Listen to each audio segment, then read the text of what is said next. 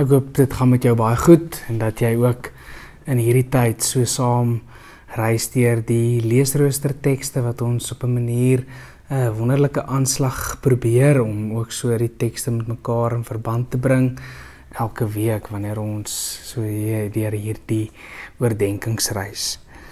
Ons staan vandag weer stil by Jesaja 35 en een van die groot dinge wat vir my wonderlik is nie net die pad wat hier gemaak word nie, maar hier die wonderlike woestyn of eintlik die droë bar woestyn wat in 'n wonderlike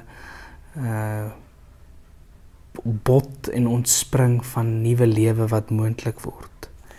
En dit is dit wat blydskap ook is. En in 'n woestyn is daar min opsies en is daar min moontlikhede en is die uiterstes gerek en uitgerek en is baie dieselfde. En net soos as ons terugdink aan gister wat sy seisoen partykeer kan voel, 'n oomblik of 'n tyd waar ek my lewe is, voel dit baie keer soos hierdie woestyn. En 'n woestyn en dit voel of dit nie einde kry nie.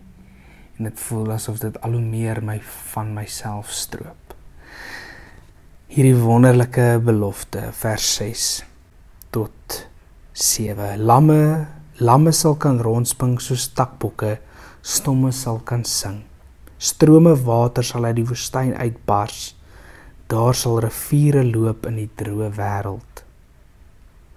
Die verskroeide aarde sal 'n moeras word. Dorsland, waterryke wêreld.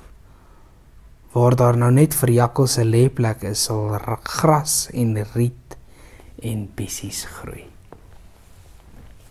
Hoe wonderlik is dit om te sien hoe die reën ook op 'n klomp droogte getuisterde plekke weer nuwe lewe losmaak. En as mens met boere praat vir waar dit baie swaar gegaan het, 9 jaar droogte, vertel 'n man my nou die dag, en daar vir die tweede somer agtereenvolgend waar daar reën is, meer reën is in die droogte tyd wat hulle geken het.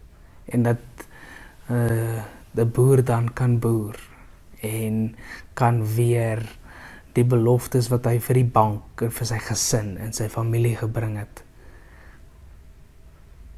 kan hy antwoord omdat dit gereën het op sy plaas.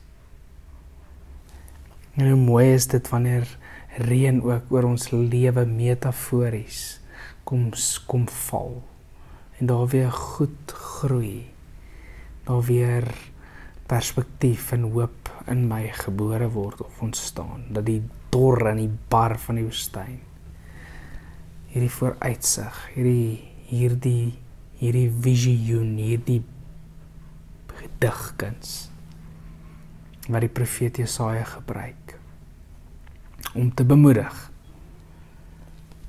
Naas hierdie groot pad waarop regverdiges loop, is dit die wêreld rondom wat in 'n moeras verander, 'n waterryke wêreld waar daar net gate was vir jakkalse. Nou is daar kos op die veld.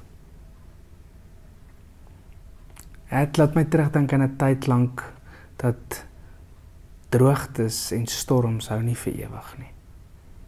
En dat jy dalk miskien hierdie tekste kan lees en jouself ook aan die Here kan anker en beleef hoe hy vir jou ook laat reën en nuwe lewe moontlik maak in woestyntye.